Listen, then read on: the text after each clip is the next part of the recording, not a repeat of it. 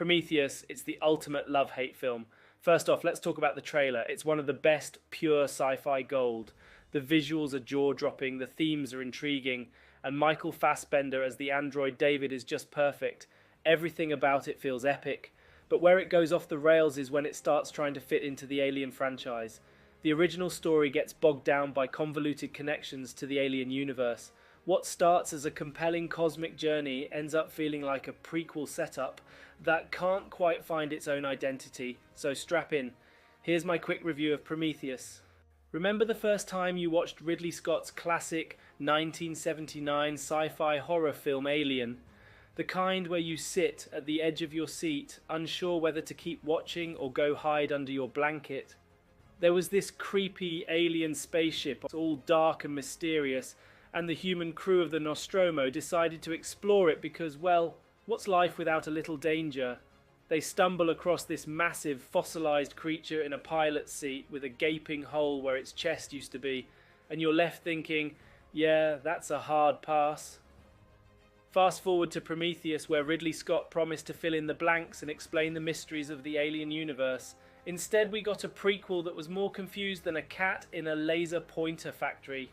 It was supposed to be this profound exploration of humanity's origins, but it ended up being a mess of borrowed ideas, erratic storytelling, and characters who seemed to have all the survival instincts of a lemming on a cliffside. Prometheus was hyped as the new cornerstone of sci-fi, but watching it felt like someone threw a bunch of sci-fi cliches into a blender and hit puree.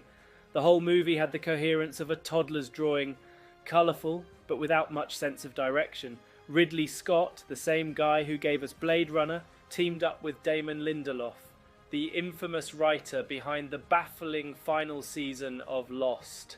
Together they crafted a prequel that felt more like an overly long episode of The Twilight Zone, The Bad Ones, where you keep waiting for a twist that never comes.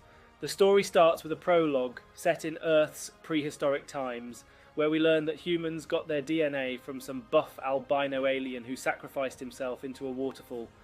Fast forward to 2089 and you've got scientists Elizabeth and Charlie, played by Noomi Rapace and Logan Marshall Green, who discover ancient cave paintings in Scotland suggesting early humans had contact with extraterrestrials. So naturally they hop on the spaceship Prometheus to find out where we came from. Because, you know, ancient cave drawings never lead to bad outcomes in sci-fi movies.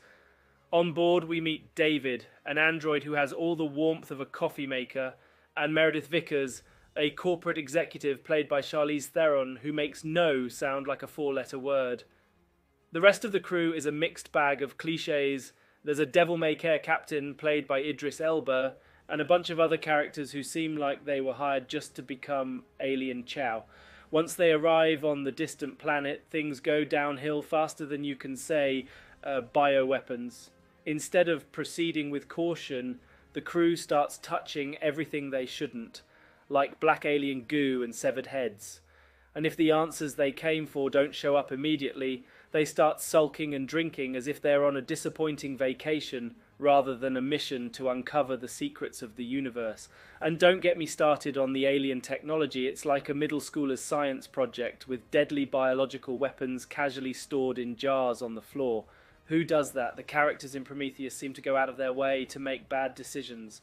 When a giant, rolling spaceship is headed toward them, do they run sideways?